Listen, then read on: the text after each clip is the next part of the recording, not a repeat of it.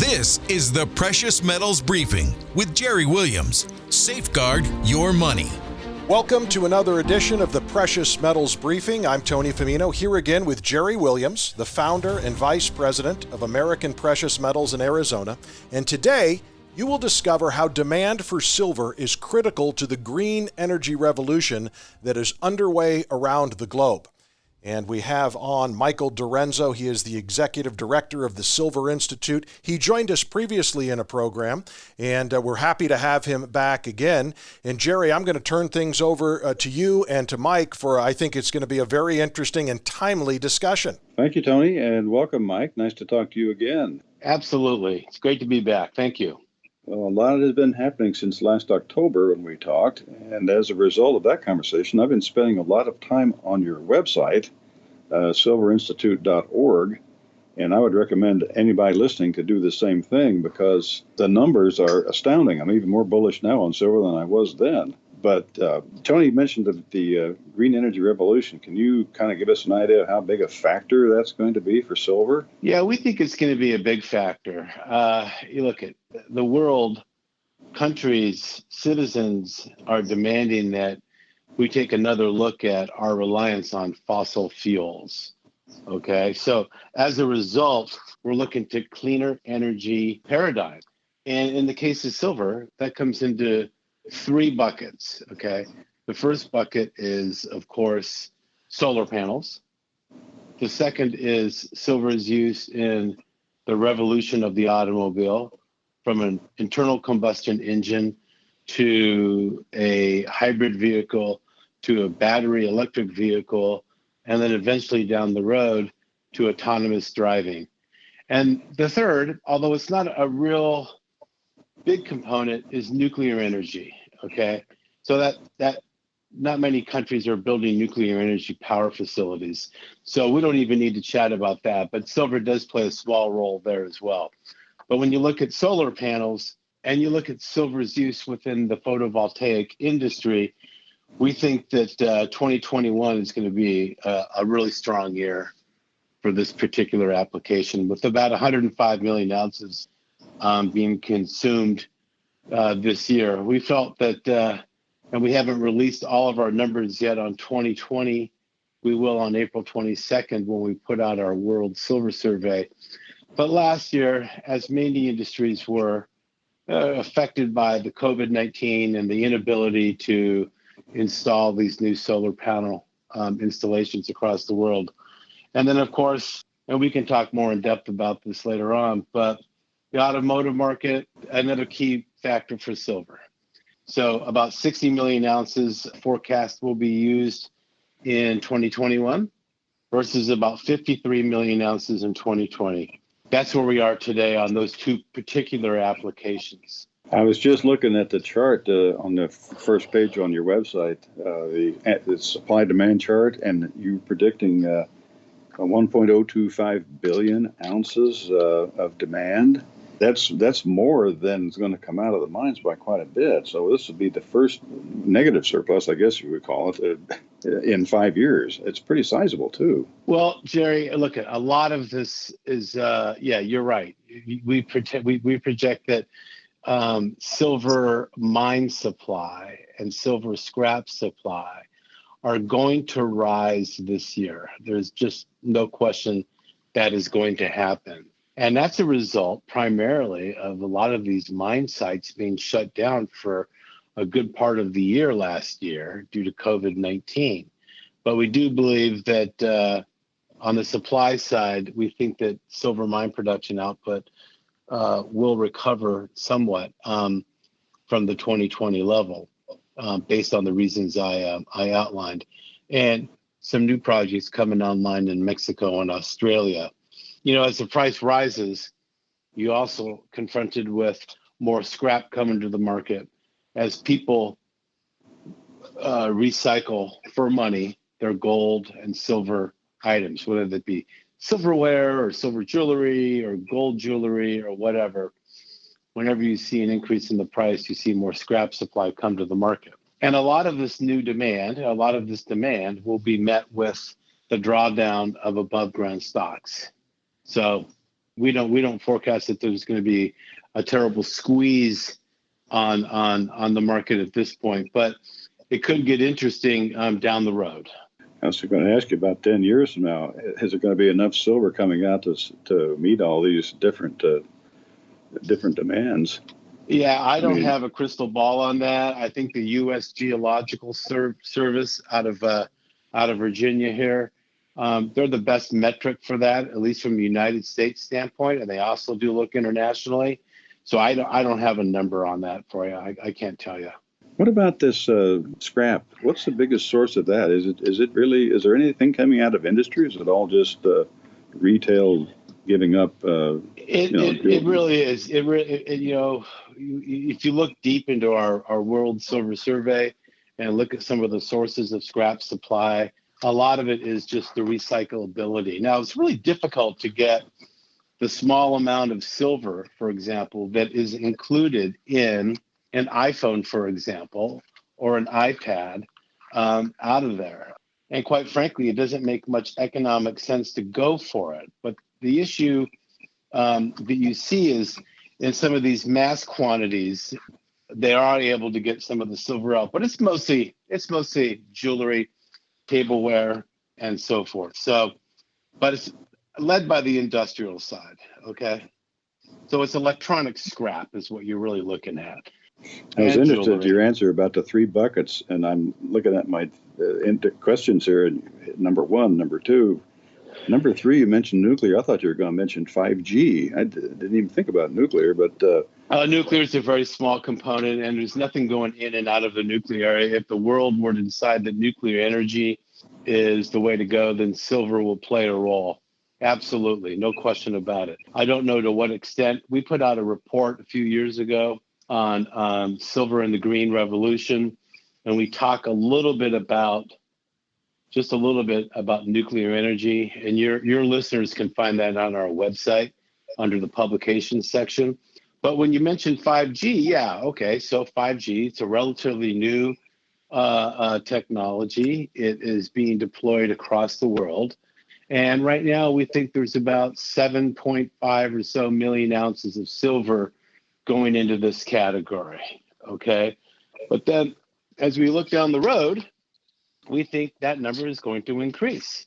And that number is going to increase primarily for several reasons. It's primarily because as these economies improve and they turn to various upgrades in their technologies, 5G will play a role, and silver is essentially involved in all aspects of 5G. 5G is that one step above 4G, and we think that at the end of the day, or by 2030, 23 to 25 million ounces of silver will be used in 5G. Now, it's really important to point out that when you compare 2010 and photovoltaics, solar panels, only about 40 million ounces were coming out or being attributed to the photovoltaic sector.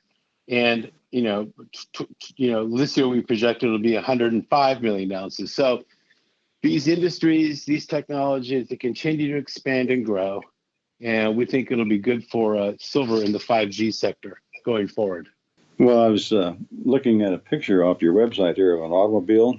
This is a 4-door passenger car. It's not even an all-electric car. It's just a current car. And I counted up the items that are listed, and there's arrows pointing to the different parts of the car. 57 different items using silver going into an average automobile. I mean, turn signals, the instrument panel, overhead lights, everything. Didn't. Yeah, it's quite astounding. Now, what you're looking at essentially here, this is the report we put out earlier this year in January on silver's growing role in the automotive industry. And we do have several graphs in there. Now, just not all of those components use silver, but by and large, most of them do. Anything that has a contact, anything that needs to be turned on or off has silver in it. And we think that, the good news about this is that more and more consumers are demanding these safety features on their vehicles, even at the lower price points. And automakers are listening to those requests and doing so. So we're not going to get away from the rear view camera. We're not going to get away from infotainment systems or navigation systems or airbag deployment. This stuff is going to continue, and silver plays a vital role in the expansion of these vehicles. Now, when you get to the electric vehicle, that's where it really starts to get interesting, because right now you're looking at 15 to 28 grams of silver per ICE, which is an internal combustion engine vehicle. In a hybrid vehicle, you're looking at about 18 to 34 grams per vehicle. And the battery electric vehicles, they are believed to consume about 25 to 50 grams of silver per vehicle. And when we move to autonomous driving, we think that will even be more silver per vehicle. So it's not just the vehicle, it's the charging station. So it's the ancillary services, charging points for electric vehicles and so forth. So it's a good story for silver. It's a good story for folks that are concerned about doing what they can do to help improve the environment. One of your graphics mentioned that by 2030, which is 9 years out, possibly half of all the silver production, as we currently quoted here, will be used for the automobile industry. Did I get that right? We project silver automotive demand to be about 80 million ounces by 2025, or just shy of 90, I should say, 90 million ounces. But I don't. The other statistic you put out about half of silver demand going to vehicles, I actually haven't seen that. Well, it's fascinating, and obviously it's happening right before our eyes. I just see Volvo's now. Volvo's announced they're going all electric by 2035, and General Motors is obviously beefing up too. So look at that's why I asked before. Is there going to be enough silver to meet this kind of demand? And then what? Obviously investment demand that doesn't come back. That just goes into people's vaults.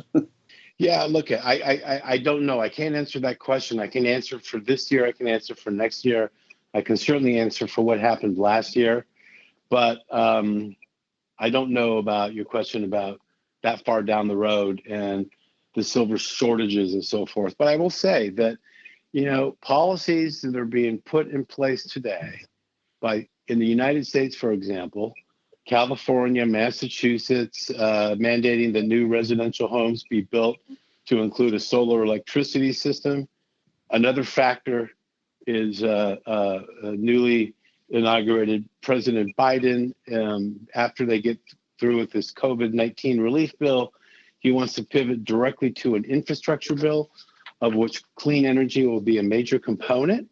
You mentioned GM. They have some rather lofty goals of having exclusive electric vehicle fleet by 2035, and getting rid of its. They want to be carbon neutral by 2040. So, you're looking at about a $2 trillion bill that's going to be coming out of the United States Congress for clean energy and for other infrastructure projects.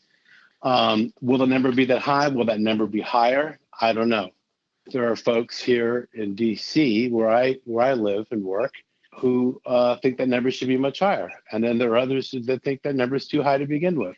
So that's when the negotiation comes into play. So we shall see. But there are plans to, put a major infrastructure investment bill on the table. And that will tackle clean energy, boosting wind and solar power, energy storage, clean transportation, and improvements to transportation grid investments. Wow, among that's other impressive. things. Well, let me throw another curve at you here. We're about $26 an ounce today. Mm-hmm. Is there any number that you can point to that's about the average cost of production of silver worldwide? I know copper obviously factors into it, but is there some number, like somebody put out $16? It seems like, that would seem like a pretty high number of cost of production, but do you have any ideas what that would be? Yeah, so if you look at 2019, and if you look at primary silver mining companies, okay, and a primary silver mining, I shouldn't say company, I should say project, and that's any project that its ore body contains 51% silver or higher. The all-in sustaining costs back in 2019 were about $11.47 an ounce. Well, we're experiencing right down to retail market some tight supplies. Probably goes back to what you said Absolutely. about the various closures. I mean, we're getting quotes now from suppliers with 60-day wait times for generic material. And Right. out of the mints, whether it's Ottawa or West Point, for Canada or the U.S., wait times are 3 weeks and limited number of orders. So it's not like they don't want our business; it's that they just can't keep up with the demand. It's just the issue of the United States, for example. Let's just talk about them. The U.S. Mint, and we can talk about the American Eagle coin. So they don't produce their own blanks, or what else is otherwise known as a planchette. That's produced by other smaller mints for the U.S. Mint for Eagle production and dissemination to the 13 authorized dealers. So yeah, they're behind, and these mints are working overtime, in some cases 24/7. It's just that when you have an influx of this much demand, it becomes quite challenging for the mints. I have a good statistic here for you, Jerry. We put out a tweet the other day referring to February sales on the American Eagle. The sales almost quintupled year to year over the same month, February of 2020. So you're right. Wow. Demand is strong. Demand is strong. And,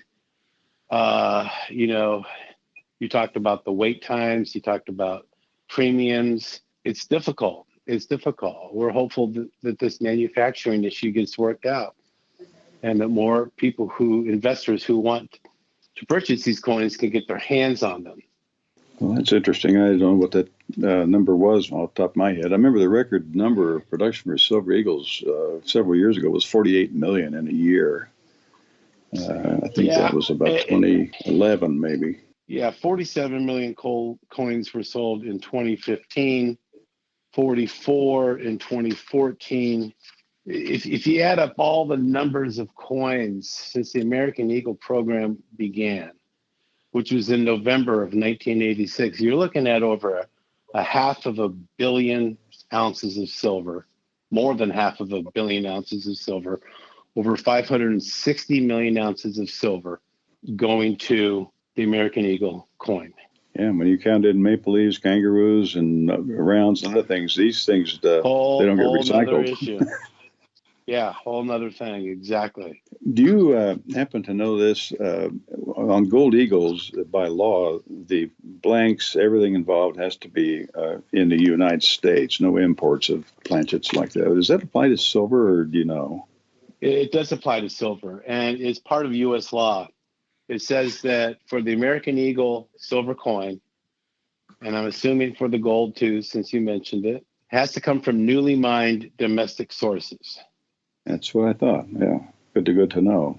Obviously, we've got shortages in the physical market, but there's certainly no shortage of paper silver out there. It's too bad we have to keep deriving our prices for physical off of the futures exchange. I don't suppose anything could ever be done about that. It's just the way it is. Yeah, I mean, look, the whole process needs to be re-examined, and I do agree with you. I also noticed one thing we talked about back in October, and you didn't seem to have much to say about it, and that's a gold-silver ratio, which has come down from 125 a year ago to 65 now. Yeah, it's quite I'm sure you're quite outstanding. Interesting if you're following it now. Oh, yeah, well, look, it hit 120 last March. Okay, Right. An intraday trade, I can't remember the exact day, but it got up to 120.